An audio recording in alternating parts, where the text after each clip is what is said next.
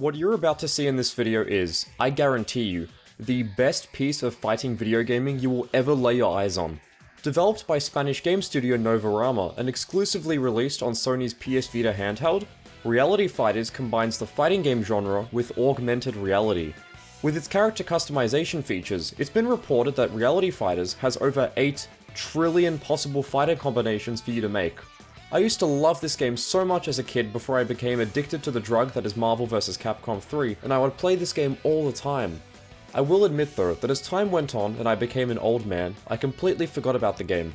It's been around 10 or so years since I last played Reality Fighters, and upon revisiting it, some really good memories came back. If you know nothing about this game, then you're in the right place, because I'm about to drop a bomb's worth of information about the game into your brain. Now that we're done with the intro, let's explore Reality Fighters in detail and break down how it combines augmented reality technology with a traditional fighting game. Before we get into how Reality Fighters actually plays, let's discuss the AR features since that's the main selling point of the game. When you turn the game on for the first time, you're prompted to take a photo of your face that gets mapped to a male or female 3D model. The photo requirements aren't super strict, you just have to have decent lighting and get a straight shot of your face, although this did take me a while because of my room's horrible lighting. Once that's done, you can pick your fighting style, which gives you your normals and specials, as well as all the cosmetic items that you can equip to your character. Much like an RPG, clothing items have stats associated with them. They increase the power of your punches and kicks, as well as increasing multiple levels of defense.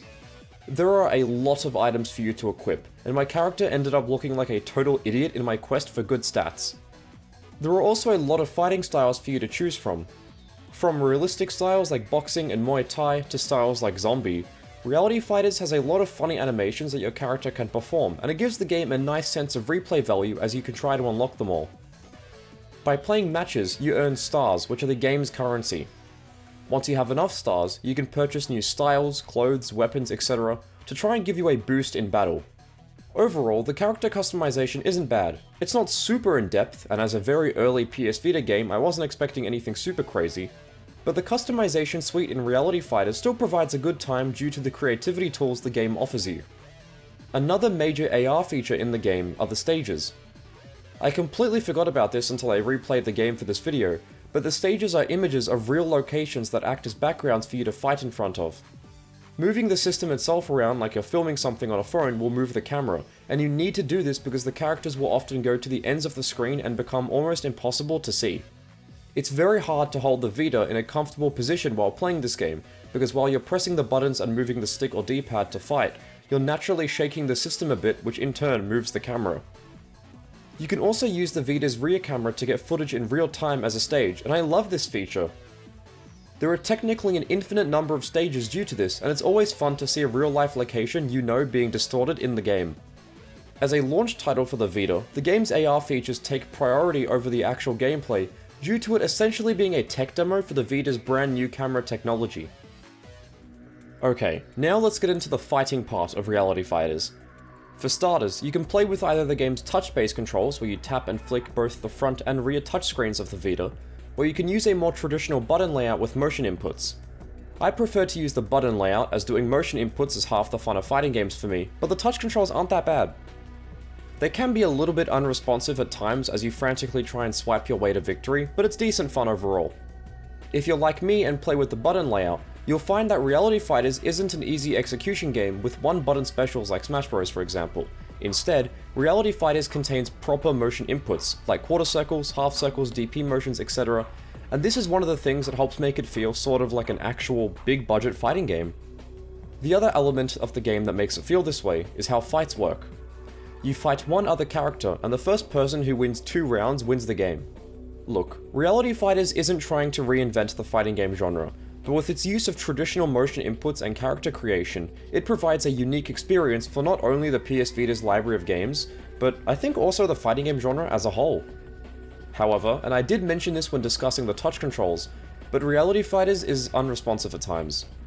Some matches control flawlessly, and I'm able to pull off special moves and combos whenever I want, but other matches feel stiff and clunky with unresponsive controls, especially when you get knocked over.